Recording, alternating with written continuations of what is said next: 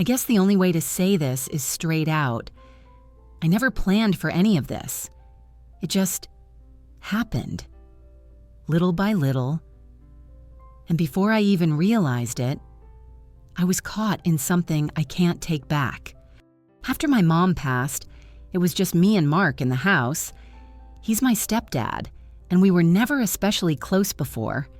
He was around, sure, but Mom was the glue of everything. Once she was gone, the house felt so quiet it almost scared me. At first, I leaned on him the way anyone would lean on the only adult left in the house. He made dinner. I helped clean. He'd ask if I was okay. I'd shrug and say, yeah. But the thing is, when you spend every day around someone, in that silence, the little things start to stick in your mind. Like the way he'd hand me a plate and his hand would brush mine, or the way he'd stand close when showing me how to fix something around the house. Normal things. I told myself, totally normal. But my body reacted before my brain could reason it out. One night I was on the couch, wearing one of Mom's old sweaters because it still smelled like her. He came in with tea. He looked at me, and for just a second, I swear his eyes weren't looking at me like a kid anymore. I pulled the sweater tighter around me, realizing how it hugged my body. When he passed me the cup, his fingers slid against mine just a little too long.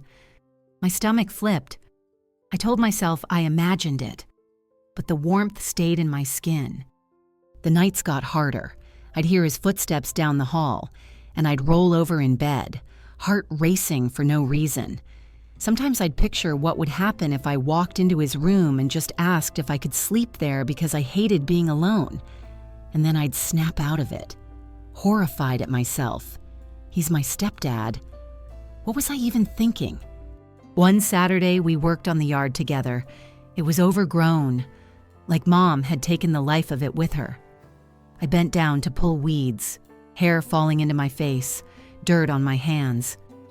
He crouched down beside me, and when he reached forward, his arm pressed against my side. Just that, but my whole body went stiff. I could feel the heat of him, his chest brushing my back for a second too long. My breath caught, and when I turned my head, his face was so close I could see the sweat on his temple. He yanked the weed out with a grunt and smiled at me. I laughed nervously, but inside, I was burning. That night, I couldn't sleep. I lay in bed, staring at the ceiling, remembering the way his arm felt against me. It was stupid. It was just gardening. But I couldn't stop feeling it on my skin. A few days later, he pulled out Mom's old photo albums. We sat side by side on the couch, knees touching. Every time I shifted, the side of my thigh pressed against his. He didn't move away. We laughed at old pictures, and I swear, his hand hovered close to mine, like he wanted to close that gap. My cheeks were hot, but I couldn't make myself shift away either. And then came the cardigan moment. It was raining, and I grabbed one of Mom's cardigans from the closet. It was too big, but the neckline was loose, lower than I realized. I walked into the kitchen, and he was standing there with his coffee. He looked up, and his eyes paused. They moved down my chest before snapping back up. It was fast, but I caught it. My hands shook when I poured my own coffee. I couldn't even meet his eyes. That moment stayed with me because it wasn't me imagining. He really looked. And once I knew that, everything between us felt different. It wasn't one big thing. It was a lot of little things, piling up.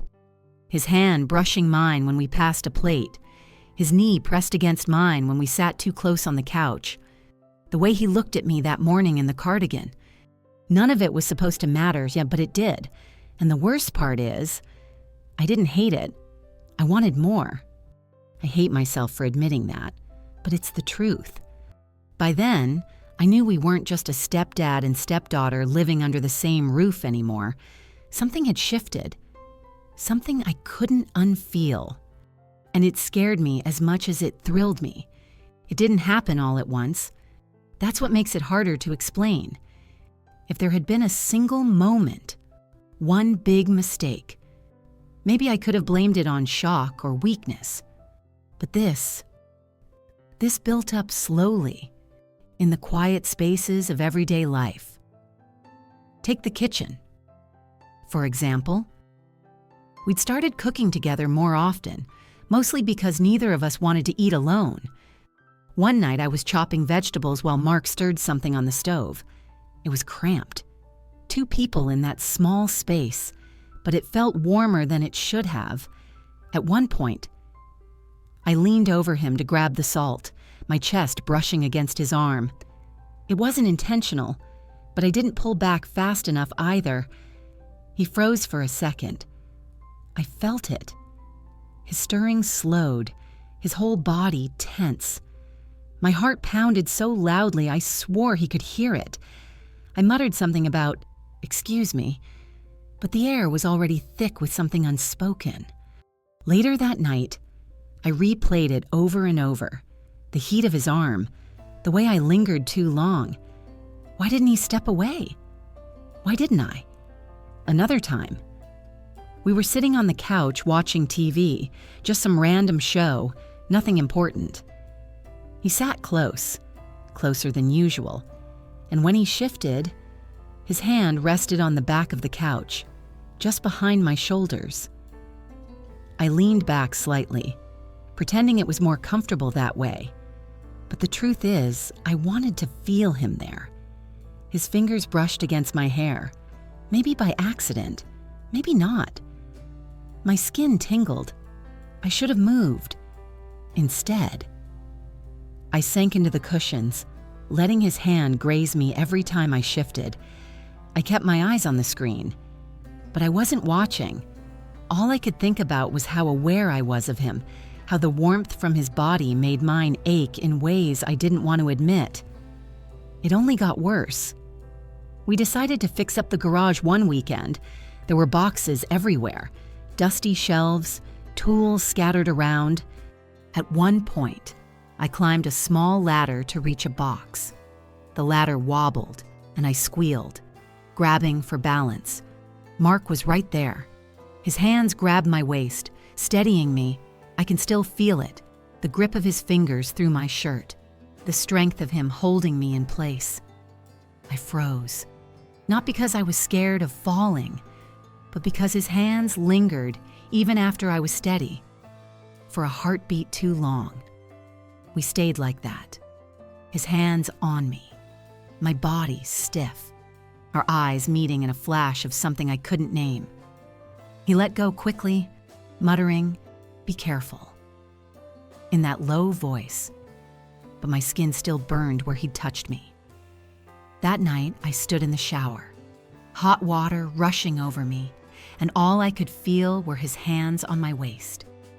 I pressed my forehead to the tile, whispering, "What's wrong with me?" But the images wouldn't stop. Even the way he looked at me started to change. Or maybe I was just noticing it more. Sometimes I'd catch him staring, and he'd look away too fast. Other times, he wouldn't. His eyes would linger, slow, heavy, tracing me in a way that made me both nervous and excited. One evening, I wore leggings and a tank top while folding laundry in the living room. It was hot, the air sticky, and I didn't think twice. But when Mark walked in, his gaze flickered downward before he caught himself. I pretended not to see, but inside, my heart was racing. Why did it feel good? Why did I want him to look again? I kept telling myself it was innocent, that I was imagining everything. But deep down, I knew we'd already crossed some invisible line. It came to a head one night when we watched a movie together. It wasn't even a romantic one at first, but halfway through, there was a scene, a couple kissing in the rain. Something about it filled the room with tension. I laughed nervously and said, "Cheesy, right?" But instead of laughing, Mark shifted closer. His arm slid around the back of the couch and then, without hesitation, rested on my shoulders. My body stiffened, but I didn't move away. His hand was heavy, warm. I leaned into it, just slightly, just enough to let him know I wasn't pulling away. Every nerve in my body screamed with awareness. My cheek brushed his shirt. His fingers tapped lightly against my arm, almost like he was nervous too. The kiss on the screen faded, but the one I was imagining between us burned hotter than anything on TV. When the movie ended, we stayed like that for a moment too long. His hand slipped away slowly, like he didn't want to move it. I exhaled, realizing I'd been holding my breath the whole time. Later, lying in bed, I pressed my fingers against my lips, wondering what it would feel like if his mouth had been there instead. I hated myself for it. And yet, I couldn't stop. The truth is, once you feel that spark, you can't unfeel it. Ordinary moments, cooking, cleaning, sitting on the couch, stop being ordinary. Every glance, every brush of skin becomes something dangerous. And with Mark, every day was getting more dangerous. I've always believed curiosity can ruin you. That day, I learned just how true that was. It started so ordinary. I was looking for an old blanket in the closet, the one Mom used to keep at the foot of her bed. While digging through boxes, I found a folder tucked between stacks of paperwork. At first, I thought it was bills or insurance papers. But then I saw the handwriting, Mark's handwriting. I don't know why I opened it. Maybe because it had my name on the first page. It wasn't a letter to me exactly. It was like a journal entry, something he'd written but never shared. My hands trembled as I read line after line. He talked about losing Mom, how much it broke him, but then the words shifted. He wrote about me, about how proud he was of the woman I'd become, how strong I'd been through everything. And then there were sentences that made my stomach twist. He wrote that I reminded him of her, but also that I was different, brighter, braver.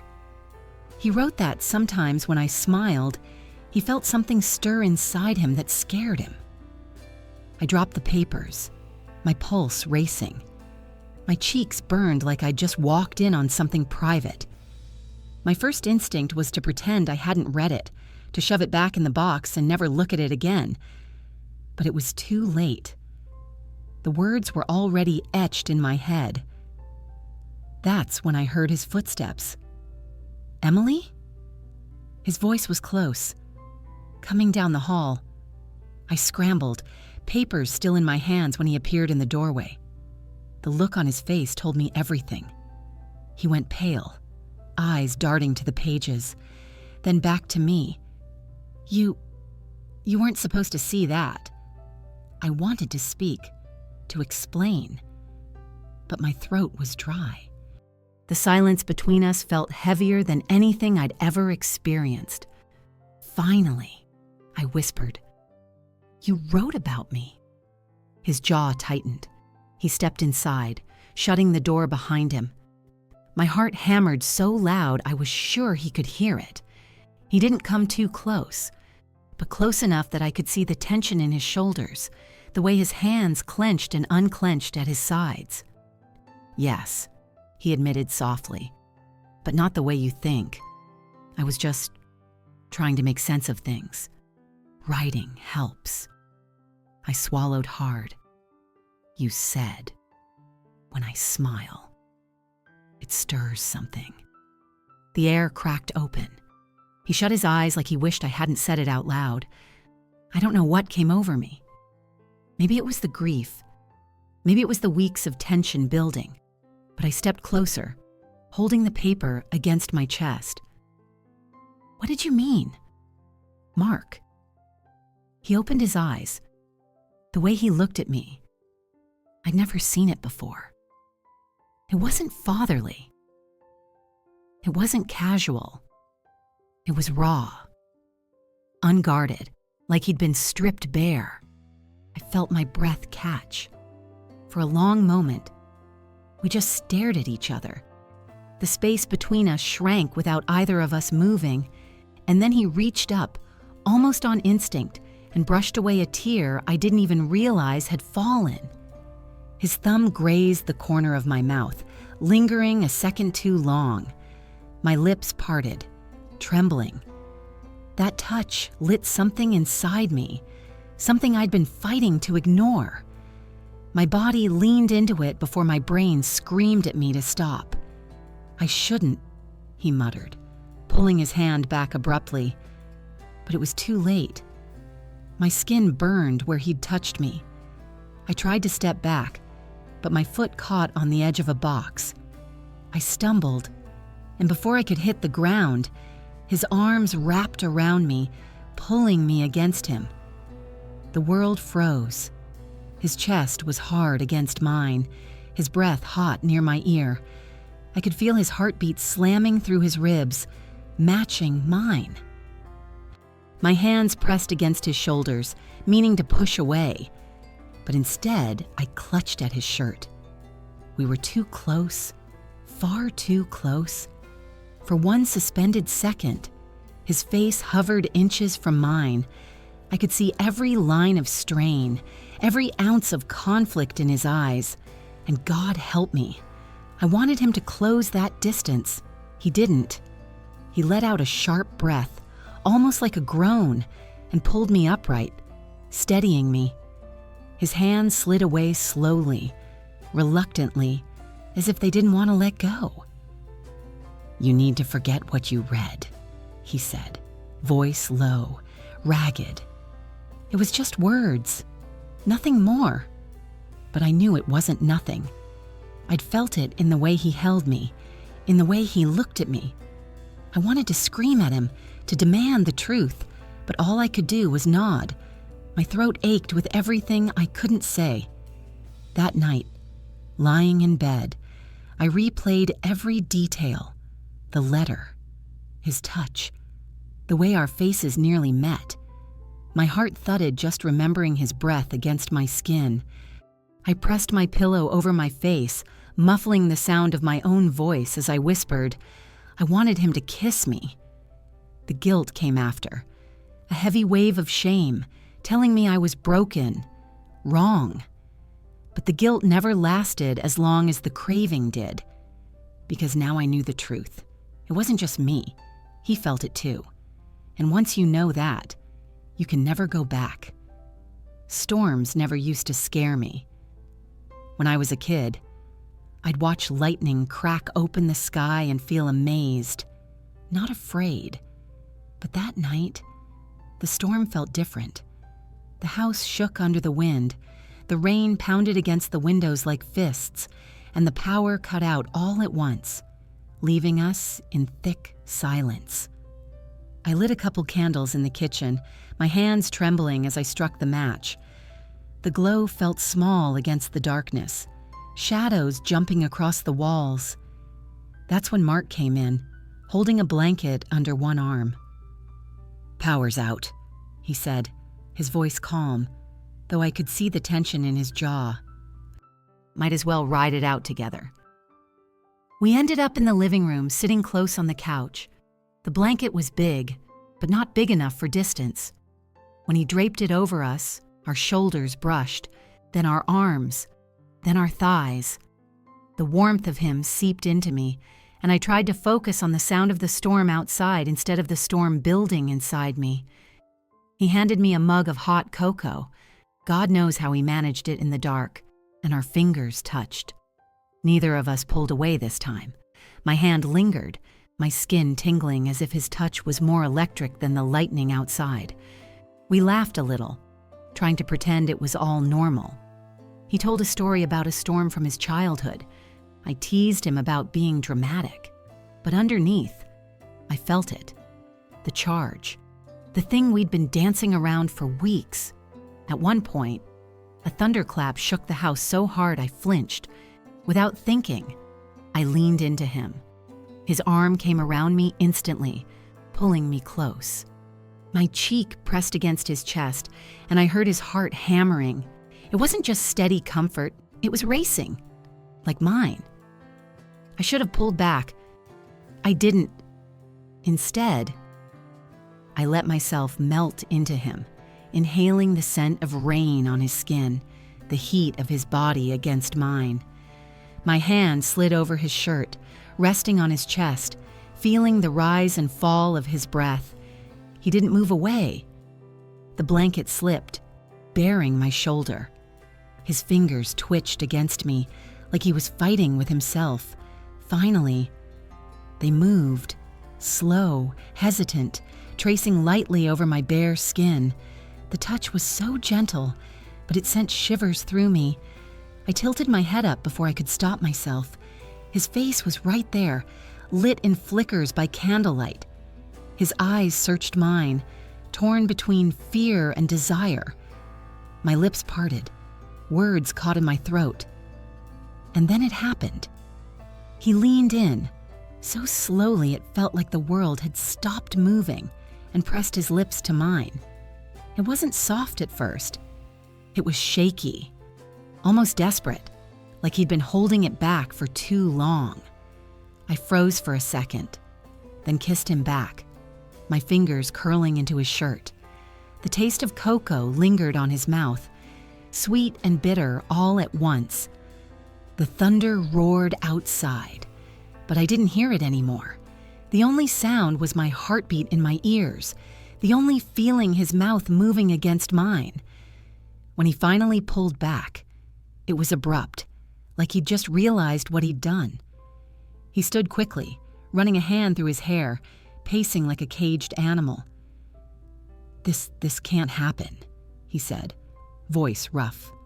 I sat frozen on the couch, lips still tingling, heart still racing. But it did, I whispered. He turned to me, his face caught in the flicker of candlelight. For the first time, I saw him truly vulnerable, afraid, guilty, but also hungry. I don't want to hurt you, he said, softer now. You don't understand what this means?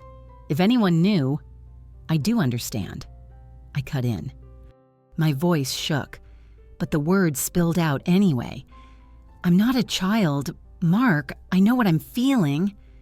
The silence that followed was unbearable.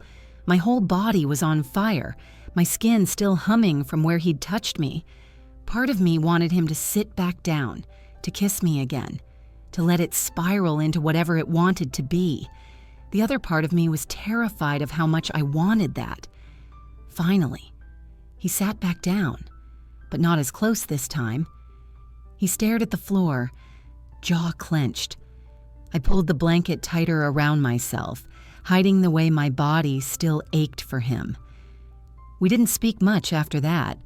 We just sat in the dim light, listening to the storm outside and the louder storm inside us. When the power finally flicked back on hours later, it was almost a relief. The normal hum of the refrigerator, the steady glow of the lamps, they should have made everything feel normal again. But nothing was normal anymore. That night, lying in bed, I pressed my fingers to my lips, remembering the shape of his mouth on mine.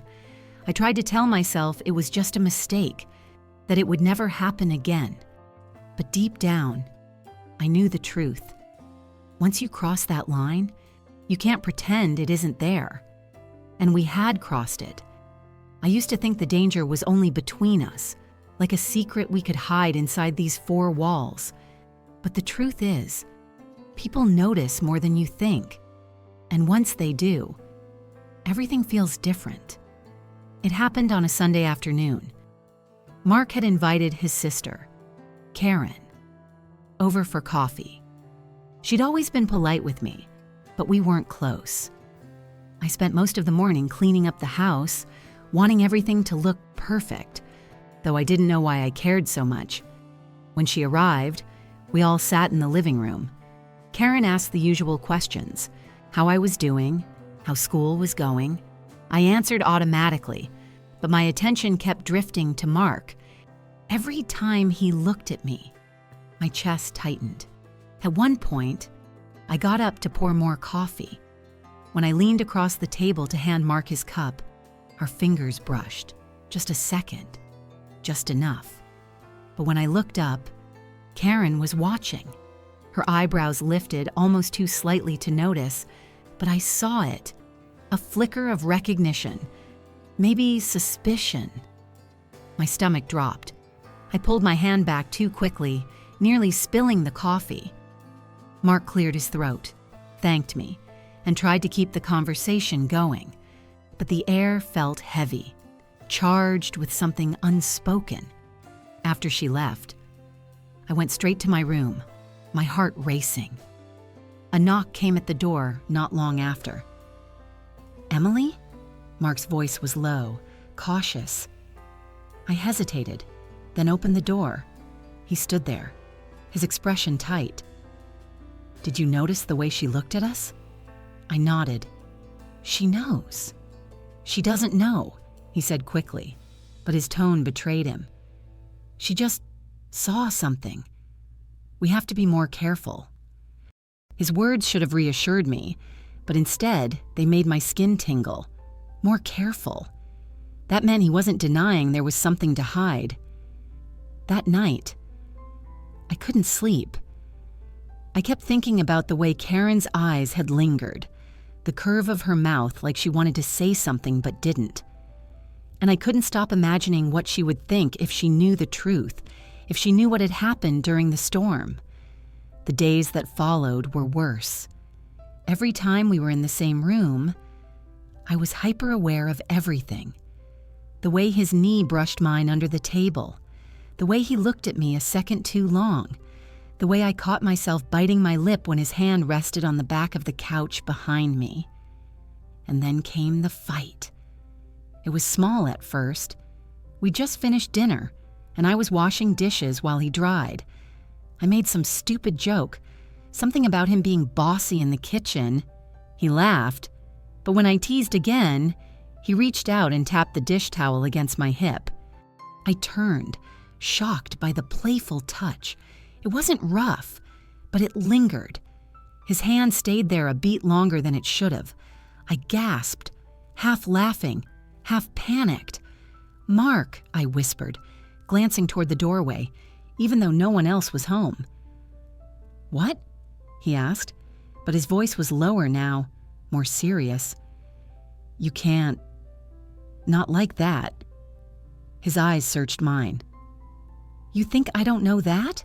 You think I don't fight this every single day?" The air crackled between us. I tried to step back, but he caught my wrist, holding me still. Not rough, not forceful, just firm enough that I couldn't ignore it. My chest heaved, his face inches from mine. "Someone's going to see," I said, barely more than a breath. His grip loosened, but he didn't let go. "They already did," he murmured. That was the moment we both froze. The truth of it hung in the air, Karen's suspicious glance, the little things piling up, and then, like always, the tension broke too fast. I pulled my hand away, shaking my head, rushing out of the kitchen before I did something I couldn't undo. Later that night, he knocked again. I didn't answer. I couldn't. But when I finally crawled into bed, the memory of his hand on my hip, his grip on my wrist, the heat in his voice, they played over and over, making my skin ache in ways I couldn't silence. I knew we were standing on a cliff, one wrong step from falling. And now, with someone else already suspicious, it wasn't just our secret anymore. I should have been terrified. I was. But mixed with that fear was something worse, something I didn't want to admit. A part of me liked that someone had almost seen, because if someone else noticed, it meant what I felt wasn't just in my head, It was real. It was happening. And that made it all the more dangerous. By the time it happened, I was already living with the weight of it every day. The secret glances, the way his hand brushed mine too long, the storm, Karen's suspicious look. It was all pressing down on me, so heavy I felt like I would break if I didn't say something. It was late, the house quiet. I'd been pacing my room for an hour, heart pounding, trying to talk myself out of what I was about to do. But the truth is, I was tired of pretending, tired of swallowing the words, of pretending that nothing had changed when everything had. I found him in the living room, sitting on the couch with a book he clearly wasn't reading. His shoulders were tense, his jaw tight, like he'd been fighting his own thoughts too. "Mark," I said, my voice catching. He looked up, eyes softening, and for a second I almost lost my nerve. But then it spilled out. "I can't do this anymore. I can't act like it's not there." He blinked, confused but wary. "What do you mean?" I stepped closer, my hands shaking. "You know what I mean. You feel it too. Don't tell me you don't." His book dropped onto the table. Forgotten. He rubbed his face with both hands, groaning. "Emily, no, don't say my name like that." My voice cracked. "Ever since Mom died, it's been different.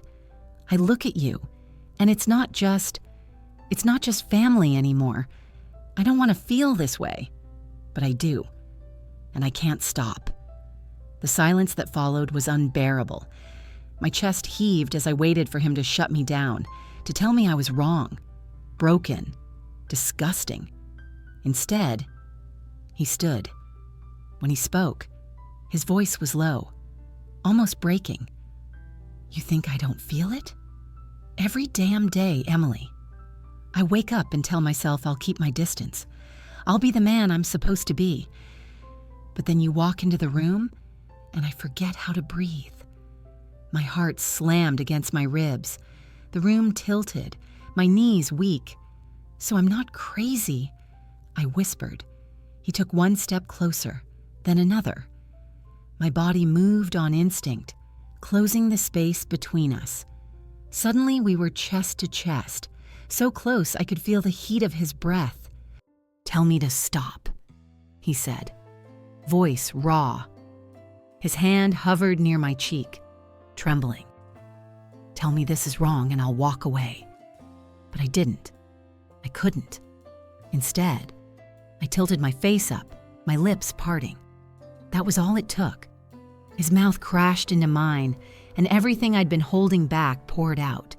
It was nothing like the hesitant kiss during the storm. This was hungry, desperate, full of weeks of longing we'd buried. My hands clutched at his shirt, pulling him closer as his arms wrapped around me, holding me like he'd never let go. I felt his chest rise and fall against mine, the roughness of his stubble scraping my skin. My lips tingled, my body trembling with every second that passed. When we finally broke apart, gasping for air, his forehead rested against mine. His voice was hoarse. "We can't. We shouldn't. But we did," I whispered. My hands were still fisted in his shirt. "And I don't regret it." His eyes squeezed shut. "If anyone finds out—" "They won't," I said quickly. "We'll be careful. We'll keep it between us." He shook his head, but his hands still held my waist, fingers digging in like he couldn't let go. "You don't know what you're asking." "Yes, I do." My voice steadied. "I'm not asking for promises. I'm not asking for forever. I can't pretend anymore. I want this. I want you." The words hung between us, heavier than the storm outside that night. He searched my face, like he was looking for a way out, a reason to walk away. But there wasn't one. Finally, he nodded. almost imperceptibly. Then we have to be careful. No one can know. Not family, not friends, not anyone. I understand, I said. Even though my heart was pounding with both fear and thrill, he kissed me again, softer this time, slower, like sealing a pact. My hand slid up his back, memorizing the shape of him. Every nerve in my body screamed with guilt and desire, tangled together in a way that made it impossible to pull apart. When we finally let go, I stumbled back, my lips swollen, my body still trembling. He sank onto the couch, burying his face in his hands. I leaned against the wall, trying to steady myself. We didn't speak for a long time. The air was heavy, charged, as if the house itself knew what we'd just done. Eventually, he looked up at me, eyes burning. "We'll take it slow, no rushing, and if it ever feels wrong..." I cut him off, shaking my head. "It already feels wrong. That doesn't mean I don't want it." His jaw tightened, but he didn't argue. Instead, he stood and placed his hand on my cheek again, his thumb brushing lightly over my lips. "Then we take it one step at a time," he said. That night, when I finally went back to my room, I collapsed on the bed, pressing my face into the pillow to muffle the scream that wanted to escape. I wasn't sure if it was from terror or excitement. Maybe both, because we'd crossed the line completely now. There was no pretending anymore. And as wrong as it was, a part of me couldn't wait to cross it again. People think life goes back to normal after grief. They don't see the cracks that stay, the way silence stretches longer than it used to, the way memories slip into the room when no one is looking. For us, normal became something else entirely. On the outside, nothing changed. We still ate dinner together. We still did chores, watched TV, laughed at stupid jokes. If anyone came by, they saw a stepdad and his stepdaughter, two people trying to move on after losing someone. But inside the house, inside us, everything was different. Every glance carried weight now. Every touch felt loaded. I could be sitting across from him at breakfast, pouring cereal. And when our eyes met, I'd feel the echo of his lips on mine. It was like a current running under the floorboards, invisible but impossible to ignore. Sometimes it was innocent. He'd squeeze my shoulder when he passed behind me, and my skin would buzz for hours. Sometimes it wasn't innocent at all. Like the night we watched another movie and I leaned against him, his arm slipping around me too naturally, too easily. The warmth of him against me made the air thick, made me forget how to breathe. We never talked about what we were anymore. We didn't need to. The secret lived in every quiet moment, in every almost kiss, in every time his hand lingered too long on mine. And the strangest part? The world outside went on like nothing had changed. Neighbors waved. Karen called to check in. Friends texted. No one suspected that inside this house. I carried something I couldn't say out loud. There were nights I lay awake, staring at the ceiling, asking myself if I was ruining us both, if I was selfish for wanting what I wasn't supposed to want. But every time doubt crawled in, I'd remember the way he kissed me, the way he held me like I was the only thing keeping him alive. And I knew I couldn't give that up. One evening, we planted flowers in the garden. The same garden Mom had loved, the one that had withered after she was gone. Mark dug the soil, and I pressed the roots into the earth with my bare hands. When our fingers touched, dirt-covered and trembling, we looked at each other. It should have been nothing, just two people gardening. But the way he held my gaze, the way his hand lingered against mine, it told me everything. We were still on the edge of something dangerous, still pretending to be careful, still telling ourselves we wouldn't go too far. But I knew the truth. The truth was that we'd already gone too far. Because once you've tasted something forbidden, once you've let it inside you, it doesn't leave, it stays, growing like roots in the soil, even if you try to cut it down. And the scariest part? I didn't want to cut it down. As wrong as it was, as heavy as the secret felt, it also gave me something I couldn't find anywhere else. A closeness, a fire, a love twisted into something it should never have been. I don't know where this road will take us. Maybe it'll destroy us. Maybe it'll stay hidden forever. Or maybe one day, we won't be able to hide it anymore. All I know is that when I look at him now, I see more than a stepdad, more than family. I see the man who makes my heart race, the man whose touch still lingers long after it's gone, and no matter how hard I try to fight it, I can't stop wanting him. That's the truth. My truth. And living with it is both the most terrifying and the most thrilling thing I've ever known. If you've ever carried a secret you couldn't share, or felt torn between right and wrong, tell me in the comments. I'd love to hear your thoughts. Don't forget to like this video, subscribe for more stories, and share it with someone who loves dramatic confessions. Your support helps keep these stories alive.